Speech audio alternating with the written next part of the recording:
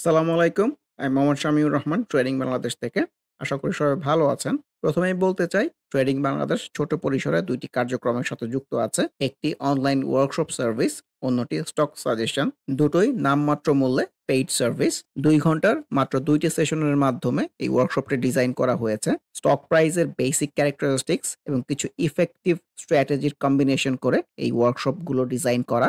নতুন কিংবা পুরাতন যেকোনো ধরনের বিনিয়োগকারী এই ওয়ার্কশপে অ্যাটেন্ড করতে পারবেন। যারা প্র্যাকটিক্যালি ট্রেডিংটা হাতে কলমে শিখে রেগুলার ইনকাম জেনারেট করতে চান, তারা চাইলে ট্রেডিং বাংলাদেশের এই ওয়ার্কশপ কার্যক্রমে যুক্ত হতে পারেন। এর বাইরে যারা চাকরি, ব্যবসা কিংবা অন্য যেকোনো ধরনের কাজের জন্য রেগুলার এই মার্কেটটা ফলো করতে পারেন না, কিন্তু স্টক মার্কেটের সাথে কানেক্ট থাকতে চান, তারা চাইলে ট্রেডিং বাংলাদেশের স্টক সাজেশন সার্ভিসটা অ্যাভেইল করতে পারেন। এর বাইরে এই চ্যানেলে ট্রেডিং বেসিক্স নামে একটি প্লেলিস্ট রয়েছে।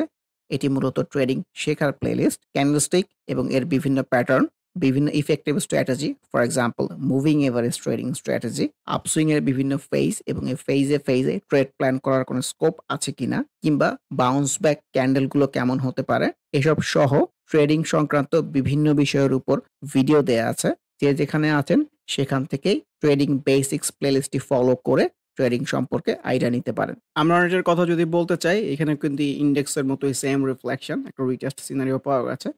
সো দেখা যাক এখান থেকে প্রপার ছোট হলো একটা আপসুইং হয় কিনা। আজকের দিনে যে কয়েকটা রিটেস্ট সিনারিও খুবই সুন্দর ছিল, আমি যেটাকে ছবির মতো বলি, তার মধ্যে কিন্তু অগ্নিসিস একটা। ও লম্বা সময় ধরে একটা ট্রায়াঙ্গেলের মধ্যে আছে। এই উপরের রেজিস্ট্যান্স জোনটার মধ্যে আছে এবং নিচে একই লেভেল থেকে বারে উপরে যাচ্ছে। এই যে প্রপার বাউন্স ব্যাকটা পাওয়া গিয়েছিল, তারপরে কিন্তু আমরা পজিটিভ মুভমেন্ট দেখেছি। তারপর একটা খারাপ ক্যান্ডেল। তারপরে কিন্তু ট্রেন্ড লাইনের উপরের জায়গা থেকে সুন্দর একটা রিটেস্ট সিনারিও জেনারেট করতে পেরেছে। প্রপার একটা বাউন্স ব্যাক এসেছে ক্যান্ডেলে।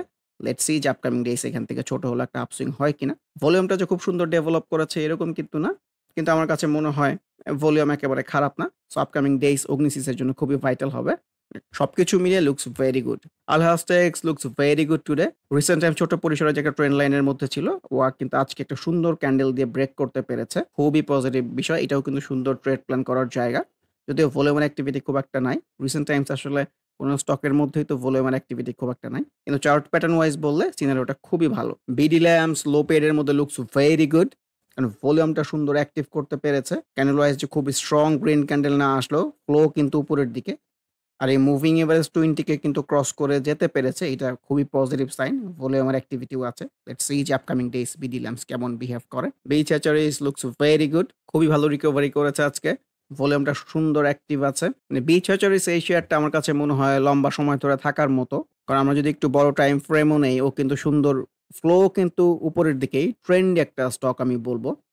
ট্রেন্ডি স্টকের মধ্যেও কিন্তু চড়াই উতরাই থাকবে। আপসুইং, ডাউনসুইং করেই কিন্তু উপরের দিকে যাওয়ার ইনটেনশন আছে বিচ হ্যাচারিস এর মধ্যে। বিএসআরএম স্টিল কিন্তু প্রপার আপসুইং দেখাচ্ছে। কিন্তু আপসুইং হলেও কিন্তু একটু অ্যালার্ট হয়ে যাওয়ার বিষয় এসছে আমার কাছে মনে হচ্ছে। কারণ আনইউজুয়াল ভলিউমের অ্যাক্টিভিটি। উপরে আবার উইকও এসছে। এই ভলিউম কন্টিনিউ হলে আরো উপরে যেতে পারে। কিন্তু আমার কাছে মনে হয় যেহেতু আনইউজুয়াল ভলিউম চলে আসছে, সো আমাদের নতুন করে ট্রেড প্ল্যান করার চেয়ে ট্রেড এক্সিট নিয়ে ভাবাটা উচিত। সিএনএটেক্স এর মধ্যেও কিন্তু আনইউজুয়াল ভলিউমের activity, proper sell scenario reflection. DSSL এর মধ্যেও কিন্তু ছোট পরিসরে একটা রিটেস্ট সিনারিও পাওয়া গেছে। ভলিউমটা মোটামুটি আছে, যেমন আছে, অ্যাক্টিভই আছে বলব। লেটস সি এখান থেকে ছোট হলে একটা আপসুইং করতে পারে কিনা। ইসল্যান্ডের মধ্যে কিন্তু ক্যান্ডেল ওয়াইজ খুবই সুন্দর সিনারিও এসছে। লেটস সি যে মুভিং এভারেজ 20 পর্যন্ত যেতে পারে কিনা। ই কেবলস ভলিউমের ডেভেলপমেন্টটা করতে পেরেছে। এটা খুবই পজিটিভ বিষয়। মুভিং এভারেজ 50 তে কিন্তু বারে রেজিস্ট্যান্স পেয়েছে। এখানেও পেয়েছে, এখানেও পেয়েছে, এখানেও পেয়েছে। এখানে একটা রেজিস্ট্যান্স জোনই বলবো। এটা ব্রেক করে যেতে পারলে কিন্তু সুন্দর ট্রেড প্ল্যান করার জায়গা হবে। যেহেতু ভলিউম অ্যাক্টিভিটি আছে, আমার কাছে মনে হয় এটা ব্রেক করে যেতে পারে। আজকের দিনের আইটি সেক্টরের মধ্যে কয়েকটা স্টককে ভালো লেগেছে। তার মধ্যে অগ্নিসিসের কথা তো বললামই। এর বাইরে ইজেন লুকস ভেরি গুড। কিন্তু প্রপার ট্রেন্ডি একটা অবস্থার মধ্যে আছে। সুন্দর এই যে আপসুইং, দেন ডাউনসুইং, এই যে আপসুইং, দেন ডাউনসুইং। প্রপার একটা আপসুইং হয়েছে সেলস এর হয়ে। আবার কিন্তু এই যে মুভিং এভারেজ থেকেই কিন্তু একটা বাউন্স ব্যাক জেনারেট করতে পেরেছে। খুবই পজিটিভ বিষয়। ভলিউমের অ্যাক্টিভিটি আছে। সেইম ভলিউম গুলো যদি কন্টিনিউ হয়, আমার কাছে মনে হয় এখান থেকে আরেকটা উপরে আপসুইং হওয়ার স্কোপ থাকবে। সো সবকিছু মিলিয়ে লুকস ভেরি গুড। অনভারটেক্স এর মধ্যে ক্যান্ডেল ওয়াইজ তো ভালো। আর মুভিং এভারেজ 50 থেকে রেজিস্ট্যান্স পায় কিনা এটাই দেখার বিষয়। ফাইন ফুডস অনেকদিন পরে কিন্তু একটা স্ট্রং গ্রিন ক্যান্ডেল পাওয়া গেছে। ক্যান্ডেল ওয়াইজ বললে খুবই পজিটিভ বিষয়। এট লিস্ট একটা ডাউন সুইং এর পরে একটা গ্রিন ক্যান্ডেল পাওয়া গেছে। লেটস সি এখান থেকে ছোট হলো একটা আপসুইং হয় কিনা। জেনেক্সেল এর মধ্যেও কিন্তু প্রপার একটা retest scenario, bounce back scenario যেটাই বলেন পাওয়া গেছে। ভলিউমটাও গেইন করেছে। এটা আনইউজুয়াল ভলিউমও হতে পারে। সো এই সেম পরিমাণ ভলিউম কন্টিনিউ করলে কিন্তু এখান থেকে উপরে যাওয়ার স্কোপ থাকবে। তো ছোট, ছোট করে ভাবতে হবে। ইনিশিয়ালি আমরা মুভিং এভারেজ এই 20 এই জায়গাটা ব্রেক করে যেতে পারে কিনা এইটা দেখতে চাই। গোল্ডেন সান ক্যান্ডেল ওয়াইজ তো খুবই ভালো। ভলিউমটা নতুন করে গেইন করেছে। ভলিউমের কন্টিনিউশন থাকলে কিন্তু এখান থেকে আপসুইং হতে পারে। ইনিশিয়াল টার্গেট কখনোই এই যে প্রিভিয়াস রেজিস্ট্যান্স এর চেয়ে বেশি হবে না। জিপিএস ইস্পাত ছোট পরিসরে কিন্তু এটা একটা রিটেস্ট সিনারিও হতে পারে। প্রপার ডাউন ট্রেন্ডে চলতেছে। আপসুইং হলেও ছোট হবে। GMI hospital looks very good. গতকালই কিন্তু একটা আনইউজুয়াল ভলিউম উপরে সেল সিনারিও ছিল। আজকে কিন্তু তার চেয়েও বেশি ভলিউম ডেভেলপ করে খুবই সুন্দর স্ট্রং গ্রিন ক্যান্ডেল দিয়েছে। সো এটাই দেখতে চাই যে আপসুইংটা কতটুকু পর্যন্ত কন্টিনিউ করে এটাই দেখার অপেক্ষা। জিএমআই সিরিঞ্জ এটাকে প্রপার সেল সিনারিও বলতে চাই। আনইউজুয়াল ভলিউমের অ্যাক্টিভিটিও আছে। কেডিএস ক্যান্ডেল ওয়াইজ তো ভালো এসছে। ভলিউমটাও পেয়েছে। ভলিউমের কন্টিনিউশনটা দরকার। কোহিনূর এটাকেও তো আমি সেল সিনারিও বলতে চাই। কিন্তু এখানে সেল সিনারিও হওয়ার একটা ফেজের দিকে গিয়েছিল। সো দেখা যাক এখানে সেল সিনারিও হওয়ার পরে উপরের দিকে যায় না, নিচে আসে। তো মোস্ট এক্সপেক্টেড সিনারিও এখান থেকে কারেকশন আমি বলব।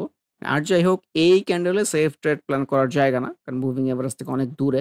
গতকাল এই গ্রিন ক্যান্ডেলে কিন্তু ট্রেড প্ল্যান করার স্কোপ ছিল ফেজ ওয়াইজ, যেটা কারেকশন না হয়ে উপরের দিকে গেছে। আমি সবসময় যেটা বলি যে এক্সিটটা নিয়ে ভাবা উচিত। এই গ্রিন ক্যান্ডেলের উপরেও যদি কেউ এন্ট্রি নিয়ে থাকে, আজকের ক্যান্ডেল ভালো আসে নাই। এই ক্যান্ডেল দেখে যদি আগামী দিন সে ফার্স্ট আওয়ারের মধ্যে এক্সিট প্ল্যানটা করে ফেলে, তাও কিন্তু তার সুন্দর একটা এক্সিট প্ল্যানটা আছে। তার যদি লসও হয়, খুব একটা বেশি কিন্তু লস হবে না। কারণ ফার্স্ট আওয়ারের দিকে প্রাইসটা একটু বেশি থাকে। সে হয়তো কেনা দামের আশেপাশে এই লেভেলটাতে এক্সিটটা প্ল্যান করতে পারবে। কেপিপিএল এটাকে আমি প্রপার সেল সিনারিও বলতে চাই। মুভিং এভারেজ রেজিস্ট্যান্স আছে, আনইউজুয়াল ভলিউমের অ্যাক্টিভিটি আছে। Let's see. লাভেলো প্রচন্ড ট্রেন্ডি একটা স্টক। এটাকে আমি প্রপার সেল সিনারিও বলতে চাই। যদি প্রত্যেকটা জায়গাকে আমি সেল সিনারিও বলেছিলাম। একটাতেও প্রপার কারেকশন নয় উপরের দিকেই গেছে।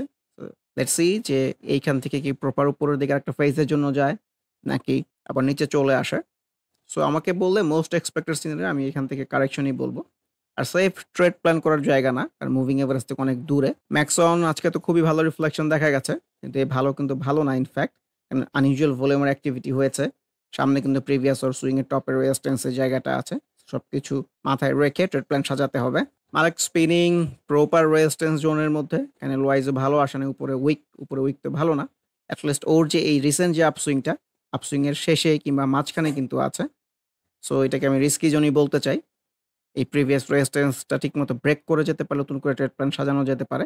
আনইউজুয়াল ভলিউমের অ্যাক্টিভিটি আছে। মেঘনা লাইফ লুকস গুড। ভলিউমটা কিন্তু খুবই ছোট পরিসরে অ্যাক্টিভ আছে। উপরের দিকে যাওয়ার ইনটেনশন। ইনিশিয়াল টার্গেট কিন্তু এই যে মুভিং এভারেজ গুলা পর্যন্ত। কারণ এখানেও কিন্তু রেজিস্ট্যান্স পেয়ে নিচে চলে আসছে। এখানেও রেজিস্ট্যান্স পেয়েছে। অর্ডার ইনফ্লেশনের কথা বলতে চাই, ভলিউম সুন্দর অ্যাক্টিভ আছে। কিন্তু আজকের রিফ্লেকশন ভালো আসে নাই। সো এই গ্রিন ক্যান্ডেলেও যারা এন্ট্রি কিংবা ট্রেড প্ল্যান করেছিলেন তাদেরও এক্সিটটা কিন্তু খারাপ হবে না। যদি এক্সিট নেয়ার প্ল্যান থাকে, সো আপকামিং ডেইজ কেনা দামের আশেপাশে কিন্তু এক্সিটটা নেওয়া পসিবল। Let's see. রিলায়েন্স ওয়ানের কথাও বলতে চাই। যে কিন্তু এই সাইড প্যাটার্নের বটম থেকে একটা বাউন্স ব্যাক জেনারেট করতে পেরেছে। এর আগে এখান থেকে কিন্তু ছোট হলো আমরা আপসুইং দেখেছি। সো এটাও একটা সুন্দর বাউন্স ব্যাক হতে পারে যেহেতু ভলিউমের অ্যাক্টিভিটিটা খুবই সুন্দর। Let's see. সিপার নিয়ে যদি বলতে চাই, আমার কাছে লুকস ভেরি গুড। ও কিন্তু গুটি, গুটি পায়ে উপরের দিকে যাওয়ার ইনটেনশন। সো এই লম্বা জার্নিতে কিন্তু মুভিং এভারেজ 20 কে ঠিকই ক্রস করে কিন্তু এখন উপরে চলে গেছে। তো সামনে চ্যালেঞ্জ হচ্ছে মুভিং এভারেজ 50 জায়গাটা ক্রস করতে পারে কিনা। আজকেও ক্যান্ডেল ওয়াইজ ভালো এসছে। সো এই ডাউন ট্রেন্ডি ফ্লো থেকে আমার কাছে মনে হয় আস্তে, আস্তে কিন্তু আপ ট্রেন্ডি ফ্লোর দিকে যাওয়ার চেষ্টা করতেছে। লেটস সি যে আপকামিং ডেইজ গুলা কেমন বিহেভ করে। সিনো বাংলা আজকে তো খুবই ভালো ক্যান্ডেল পাওয়া গেছে। কিন্তু এই ভালো কিন্তু ভালো না। আনইউজুয়াল ভলিউমের অ্যাক্টিভিটি আছে। সো এখন নতুন করে ট্রেড এন্ট্রির চেয়ে এক্সিট প্ল্যান করাটা ওয়াইজ হবে আমার কাছে মনে হয়। আর সেম ভলিউম যদি কন্টিনিউ করতে পারে আরো উপরে যাওয়ার স্কোপ থাকবে। সামনে মুভিং এভারেজ 50 রেজিস্ট্যান্সও আছে। ইউনাইটেড ফাইন্যান্সের কথাও বলতে চাই। ভলিউম কিন্তু খুবই সুন্দর অ্যাক্টিভ আছে। এটাও একটা প্রপার বাউন্স ব্যাক সিনারিও হতে পারে। লেটস সি যে আপকামিং ডেজ কেমন বিহেভ করে। উত্তরা ব্যাংকের কথা তো গতদিনের ভিডিওতে বলতেছিলাম। ও ট্রায়াঙ্গেল থেকে কিন্তু বের হতে পেরেছে এই ট্রায়াঙ্গেল প্যাটার্ন থেকে। সো তার এই রিফ্লেকশন কিন্তু পাওয়া যাচ্ছে। ভলিউম ছোট পরিসরে ডেভেলপ করার চেষ্টা করতেছে। লেটস সি যে আপসুইংটা প্রপার হয় কিনা এবং কোথায় গিয়ে শেষ হয়। আবারও মনে করিয়ে দিতে চাই, যারা নামমাত্র মূল্যে প্র্যাকটিক্যাল ওয়েতে ট্রেডিংটা হাতে কলমে শিখে রেগুলার ইনকাম জেনারেট করতে চান, তারা ওয়ার্কশপ অ্যাটেন্ড করতে পারেন। এর বাইরে এই চ্যানেলের ট্রেডিং বেসিক্স প্লেলিস্টের ভিডিওগুলো দেখে যে যেখানে আছেন সেখান থেকে ট্রেডিং সম্পর্কে আইডিয়া নিতে পারেন। এর বাইরে স্টক সাজেশন কার্যক্রমেও যুক্ত হতে পারেন। সবাই ভালো থাকবেন। আল্লাহ হাফেজ। Happy trading. This is Shamiur Rahman signing off from today's episode.